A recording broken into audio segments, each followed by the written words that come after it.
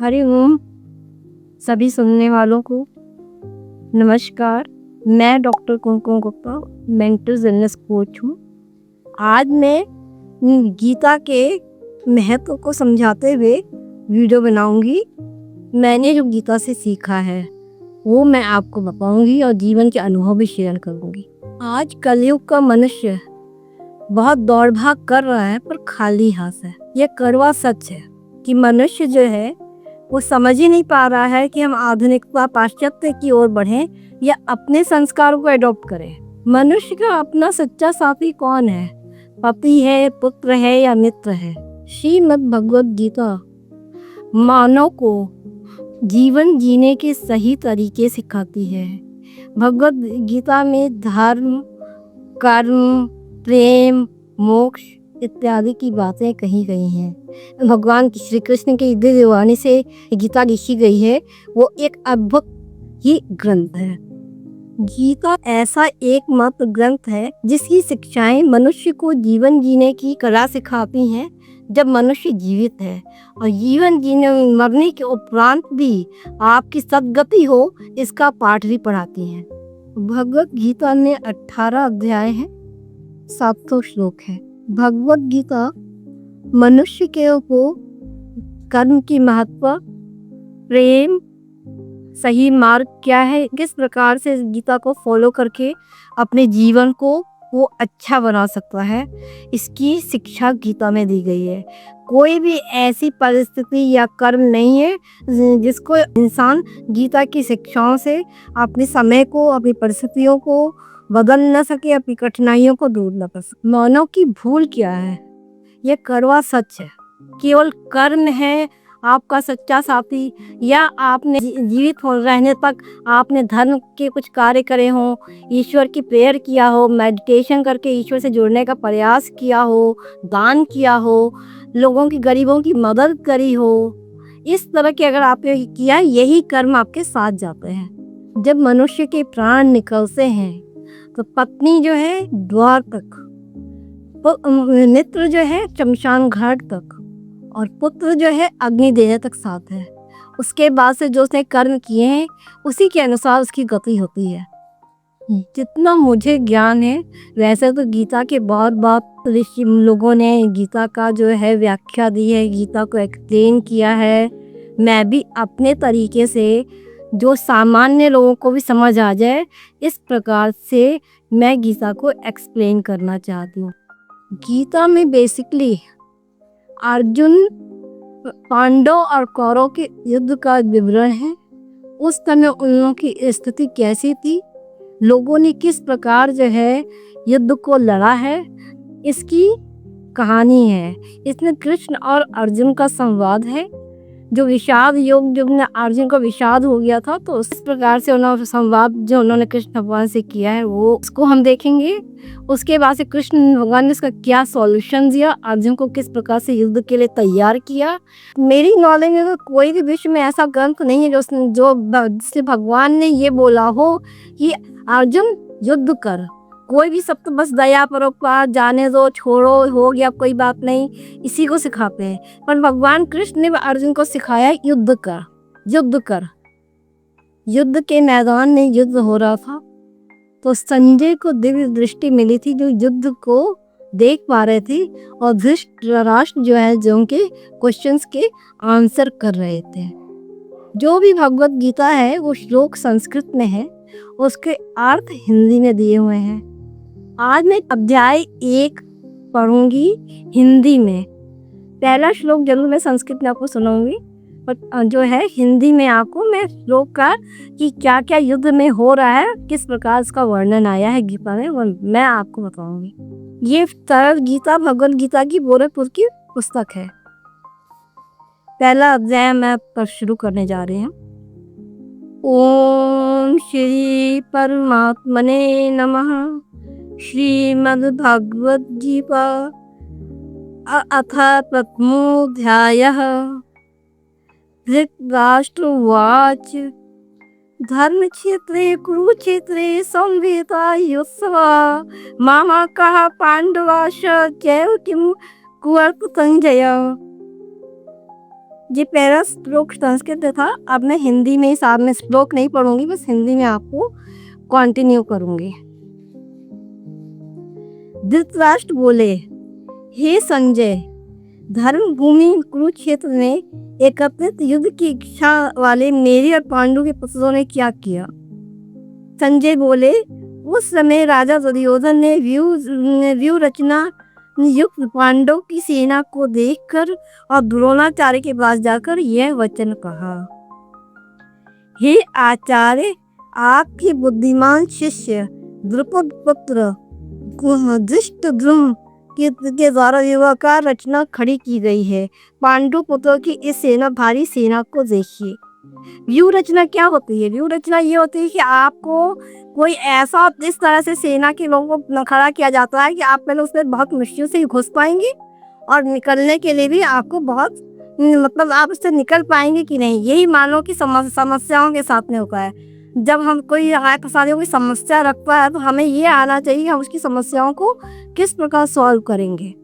दुर्योधन ने ये भी बताया कि इस सेना में बड़े बड़े धनुष वाले, युद्ध में भीम अर्जुन के समान शूरवीर, सात्विकी और विराट का महान रथी राजा द्रुपद, धृष्टकेतु और चेकितान तथा बलवान काशीराज, पुरजित, कुंती घोष और मनुष्यों में श्रेष्ठ शौर्य पराक्रमी युधामन्यु तथा बलवान उत्तमौजा, सुभद्रा पुत्र अभिमन्यु एवं द्रौपदी के पांचों पुत्र, ये सब महारथी हैं। इसके बाद उन्होंने बोला, हे ब्राह्मण श्रेष्ठ, अपने पक्ष में भी जो प्रधान है उनको भी आप समझ लीजिए। आपकी जानकारी के लिए मेरे सेना की जो सेनापति हैं उनको बतलाता हूँ।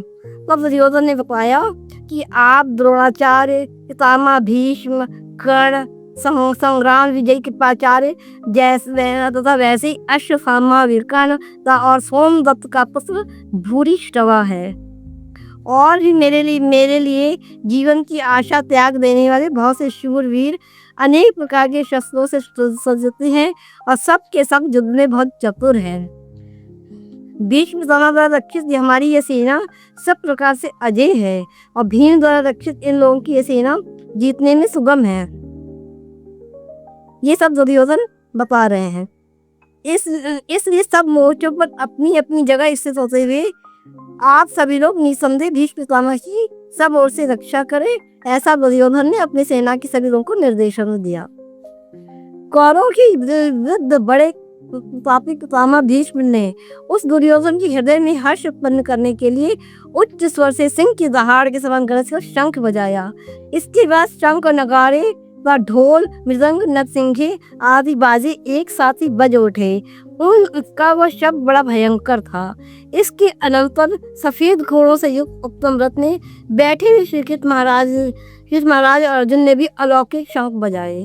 श्री कृष्ण महाराज ने पांचजन्य नामक, अर्जुन ने देवदत्त नामक और भयानक कर्म वाले भीमसेन ने पांडुक नामक महाशंख बजाया। कुंती पुत्र राजा युधिष्ठिर ने अनंत विजय नामक और नकुल यादव ने सुघोष और मणिपुष्पक नामक शंख बजाए। श्रेष्ठ धनुष वाले काशीराज और महारथी शिखंडी धृष्टद्युम्न तथा राजा विराट, अजय सात्विक, राजा द्रुपद और द्रौपदी के पांचों पुत्र और बड़ी भुजा वाले सुभद्रा के पुत्र अभिमन्यु, इन सभी ने हे राजन सब ओर से अलग अलग शंख बजाए और उस भयानक शब्द ने आकाश और पृथ्वी को भी गुंजाते हुए धातराष्ट्रों के अर्थात अपने पक्ष वालों के हृदय विदीर्ण कर दी। इसके अर्जुन बोलते हैं, हे राजन, इसके बाद कपिध्वज अर्जुन ने मोर्चा बांध कर डटे हुए धृतराष्ट्र संबंधियों को देखकर उस शस्त्र चलाने की तैयारी के समय धनुष उठाकर ऋषिकेश श्री कृष्ण महाराज से ये वचन कहे, हे अच्युत, मेरे रथ को दोनों सेनाओं के बीच में खड़ा कीजिए और जब तक मैं युद्ध क्षेत्र में डटे हुए युद्ध के अभिलाषी इन विपक्षी योद्धाओं को भली भांति देख न लूं, इस युद्ध रूप में व्यापार में मुझे किन किन के साथ युद्ध करना योग्य है, तब तक उसे खड़ा रखिए। दुर्बुद्धि दुर्योधन का युद्ध में हित चाहने वाले जो ये राजा लोग इस सेना में आए हैं, इन युद्ध करने वालों को मैं देखूंगा।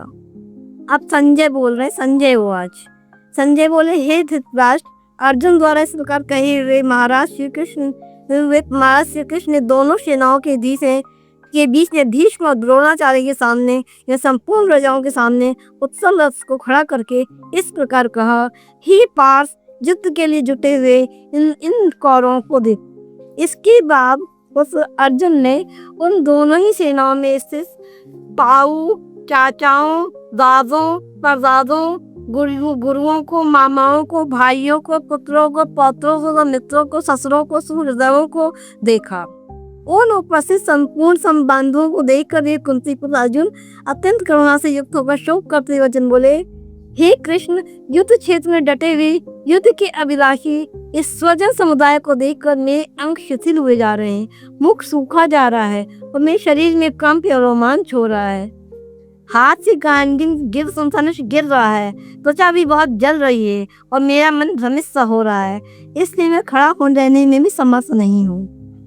फिर कृष्ण अर्जुन ने बोला, हे केशव, मैं लक्षणों को भी विपरीत ही देख रहा हूँ, वह इसमें स्वजन समुदाय को मारकर कल्याण भी नहीं देखता हूँ। हे कृष्ण, मैं न तो विजय चाहता हूँ न राज्य तथा सुखों को ही। हे गोविंद, हमें ऐसे राज्य से क्या प्रयोजन है, तो ऐसे भोगों से और जीवन से क्या लाभ है। हमें जिनके लिए राज्य, भोग, सुख आदि अभिष्ट है, वे ही ये सब धन और जीवन की आशा को त्याग कर युद्ध में खड़े हैं। गुरुजन, ताऊ, चाचे, लड़के और तथा दादे, मामे, ससुर, पात्र, साले सभी संबंधी लोग हैं। हे मधुसूदन, मुझे मारने पर भी इन तीनों लोगों के राज्य के लिए मैं अगर इन सबको मारना नहीं चाहता हूँ। फिर पृथ्वी का तो कहना ही क्या है, मतलब अर्जुन कहना हम तीनों लोगों के लिए भी इनको मारना नहीं चाहते, बस पृथ्वी में हम क्या करेंगे मार के इनको। हे जनार्दन, धृतराष्ट्र के पुत्रों को मार करने क्या प्रसन्नता होगी? इन आतताइयों को मार कर हमें पाप ही लगेगा। अतः हे माधव, आपने ही बांधा धृतराष्ट्र के पुत्रों को मारने के लिए हम योग्य नहीं हैं, क्योंकि अपने ही पुत्रों को मारकर हम कैसे सुखी होंगे। यद्यपि लोभ से भ्रष्ट हुए चित्त हुए ये लोग कुल के नाश, उत्पन्न दोषों और मित्रों से विरोध करने में पाप को नहीं देखते हैं, तो भी हे जनार्दन, कुल के नाश से उत्पन्न दोषों को जानने वाले हम लोग को इस पाप से हटने के लिए क्यों नहीं विचार करना चाहिए। कुल के नाश से सनातन कुल धर्म नष्ट हो जाते हैं। धर्म के नाश हो जाने पर संपूर्ण कुल में पाप ही बहुत फैल जाता है। हे कृष्ण, बहुत अधिक पाप बढ़ जाने से कुल की स्त्रियां अत्यंत दूषित हो जाती हैं, और हे वाष्णे, स्त्रियों के दूषित होने पर वर्ण संकर उत्पन्न होगा। वर्ण संकर कुल घातियों को कुल को नरक में ले जाने के लिए होता है।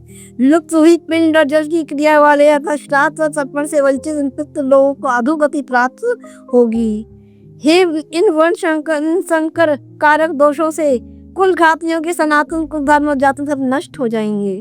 हे जनार्दन, जिनका कुल धर्म नष्ट हो गया है, ऐसे मनुष्यों का अनिश्चित काल तक नरक निवास होता है, ऐसा हमने सुना है। हम लोग बुद्धिमान होकर भी महान पाप करने को तैयार हो गए। जो राज्य और सुख के लोक से स्वजनों को मारने के लिए हम उद्यत हैं। यदि मुझ शस्त्र रहित सामना न करने वालों को शस्त्र हाथ में लिए हुए धृतराष्ट्र के पुत्र रण में मार भी डालें, तो वो मारना भी मेरे लिए अधिक कल्याणकारक होगा। अब संजय बोल रहे हैं। धृतराष्ट्र जो है, जो पुत्र मोह में उन्होंने युद्ध के लिए दुर्योधन को परमिशन दे दी थी, और धृतराष्ट्र अच्छे से जानते थे कि ये जहाँ पे कृष्ण है धर्म वहीं पे है, इसलिए वो बहुत डरे हुए हैं। वो युद्ध की एक एक स्थिति जानने के लिए व्याकुल है। संजय बोले, रणभूमि में शोक से उद्विग्न मन वाले अर्जुन इस प्रकार कहकर बाण रहित धनुष को त्याग कर रथ के पिछले भाग में बैठ गए। प्रथम अध्याय जो है, ओम तत्सदिति श्रीमद् भगवद गीता सुपनिषत्सु ब्रह्म विद्यायाम योग शास्त्रे श्री कृष्ण अर्जुन संवादे अर्जुन विषाद योग नाम प्रथम अध्याय। यहाँ पे प्रथम अध्याय समाप्त होता है। श्रीमद् भगवद गीता को परम रहस्यमय ग्रंथ माना गया है। इसकी प्रत्येक शब्द में ऐसा गूढ़ अर्थ है जो कि बहुत ही ध्यान से समझने पे ही समझ में आता है। इसमें सब वेदों का सार है। इसके शब्दों का अर्थ इतना गूढ़ है कि इसका अंत ही नहीं मिलता। भगवद गीता के अध्ययन करने पर जो भगवद गीता में कर्म, धर्म, प्रेम, इत्यादि को जो समझाया गया है, ये इतना तब तो गूढ़ है, अगर ये समझ में आ जाए तो आपका जीवन ही संवर जाए। यदि आपको गीता का भली भांति ज्ञान हो जाए तो समस्त शास्त्रों का ज्ञान आपको अपने आप ही हो जाएगा। तो आइए हम इस गीता को समझें और इसको अपने जीवन में उतारें, जिससे हम भी बहुत अच्छा जीवन जी पाए। सुनने वाले श्रोताओं को अनुरोध है कि जो मेरा ये गीता का सीरीज शुरू कर रही हूँ, इसके लिए आप मेरे चैनल को सब्सक्राइब करिए, शेयर करिए, और कोई भी अगर आपको प्रॉब्लम है तो आप उसको मुझसे फ़ोन करके सीधे बात कर सकते हैं। राधे राधे।